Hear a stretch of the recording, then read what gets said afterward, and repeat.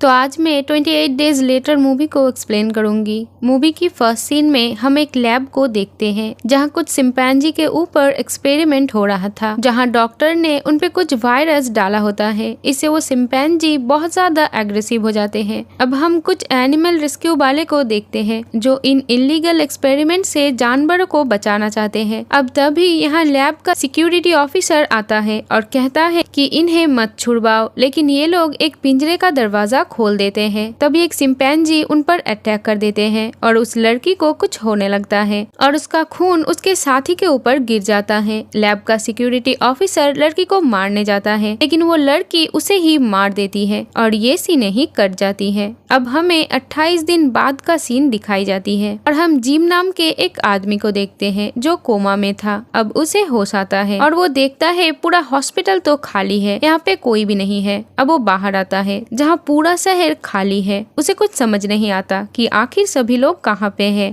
अब तभी उसे कोई दिखाई देता है जो एक ज़ोंबी है। तभी यहाँ पे बहुत सारे ज़ोंबीज आ जाते हैं। ये देख के जिम यहाँ से भागता है, लेकिन वो ज़ोंबी उसके पीछे पड़े हुए थे। लेकिन तभी दो लोग उसे एक जगह पे लेके आते हैं जहाँ पर ये दो लोग सेलेना और मार्क रहता है। ये दोनों जिम से पूछता है कि तुम कौन हो, तो जिम बताता है कि मैं साइकिल से कुरियर डिलीवर करता था और 28 दिन पहले मेरा एक्सीडेंट हुआ था और आज मुझे होश आया है। तो ये दोनों बताता है कि पहले तो न्यूज और अखबारों में ये चीज आने लगा कि एक वायरस बड़ी ही तेजी से फैल रहा है और देखते ही देखते ये वायरस पूरे सिटी में फैल गया और लोग ज़ोंबी बन गए। जिम पूछता है कि गवर्नमेंट क्या कर रहा है, तो ये कहते हैं कि अब इस दुनिया में कोई भी गवर्नमेंट नहीं है और एक हफ्ते में तुम पहले इंसान हो जिसे हमने रेस्क्यू किया है। जिम कहता है कि मैं अपने मॉम डैड को ढूंढने जाऊंगा। सेलेना और मार्क उसे मना करता है, लेकिन जिम के बार बार कहने पर वो मान जाते हैं। अब नेक्स्ट मॉर्निंग ये लोग जिम के घर पे जाते हैं जहाँ जिम देखता है उसके मॉम डैड इस वायरस से बचने के लिए सुसाइड कर लिया था। जिम इससे बहुत ज्यादा दुखी हो जाता है। अब रात में गलती से जिम लाइट जला देता है और इससे दो ज़ोंबी उन पर अटैक कर देते हैं, लेकिन ये ज़ोंबी को मार देते हैं। पर एक ज़ोंबी ने मार्क के हाथ पर काट लिया था। अब सेलेना उसे मार देती है और अब ये दोनों यहाँ से निकल जाते हैं। तभी उन्हें एक बिल्डिंग में लाइट जलती और बुझती हुई दिखाई देती है, मतलब यहाँ पे कोई इंसान था।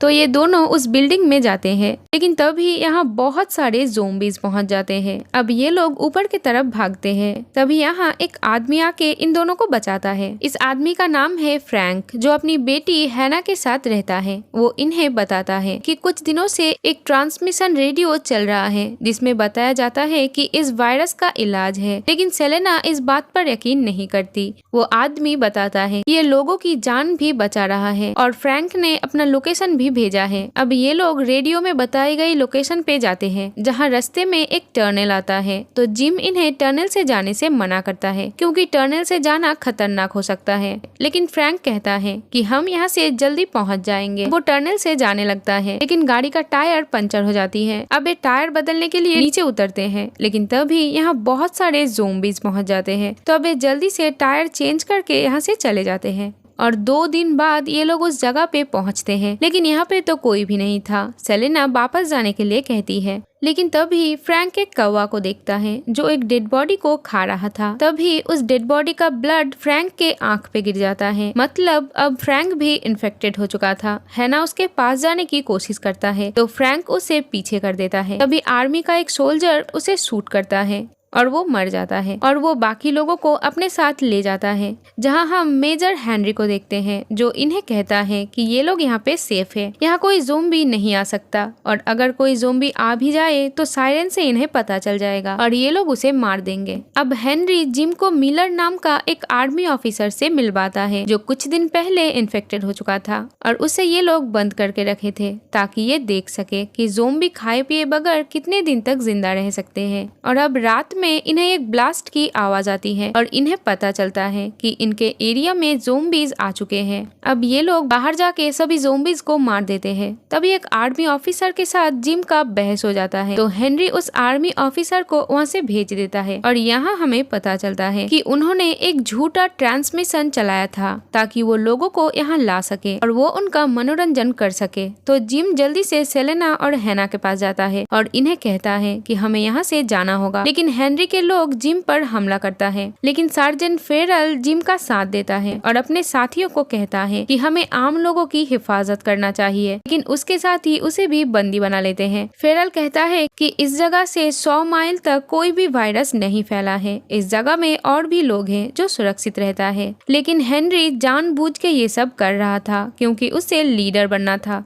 वो खुद का एक ग्रुप तैयार करना चाहता है क्योंकि अब कोई भी गवर्नमेंट यहाँ नहीं था। नेक्स्ट मॉर्निंग 2 ऑफिसर इन दोनों को जंगल में ले जाते हैं जहाँ पे बहुत सारे इन्फेक्टेड लोगों की लाशें थी। यहाँ पे ये लोग फेरल को मार देते हैं, लेकिन जिम यहाँ से भागता है। तभी वो आसमान पर एक प्लेन देखता है। वो सोचता है कि शायद फेरल ठीक कह रहा था, यहाँ से बाहर ऐसे भी लोग हैं जो इन्फेक्टेड नहीं है। इधर ये लोग सेलेना और हैना को कैद करके रखा हुआ था। अब जिम कैंप के सायरन बजा देता है तो मेजर हेनरी अपने सोल्जर के साथ आता है। जिम यहाँ सभी सोल्जर्स को मार देता है, लेकिन हेनरी वहाँ से भाग जाता है और हेनरी मेलर को खोल देता है। आजाद होके वो बाकी ऑफिसर को इन्फेक्टेड कर देता है। हैना वहाँ आके जिम पे अटैक कर देता है क्योंकि उसे लगता है जिम इन्फेक्टेड है, लेकिन फिर वो देखता है कि जिम तो ठीक है। अब ये तीनों एक कार में बैठने जाता है जहाँ पहले से ही मेजर हेनरी मौजूद था। हेनरी जिम को शूट कर देता है, लेकिन जिम नहीं मरता। अभी पीछे से मेलर आके मेजर हेनरी को ले जाता है और उसे मार देता है। अब ये तीनों यहाँ से निकल जाते हैं। सेलेना जिम को एक इंजेक्शन देती है क्योंकि उसे गोली लगी थी। होश आने के बाद वो खुद को एक घर पे पाता है जहाँ हैना और सेलेना भी थी।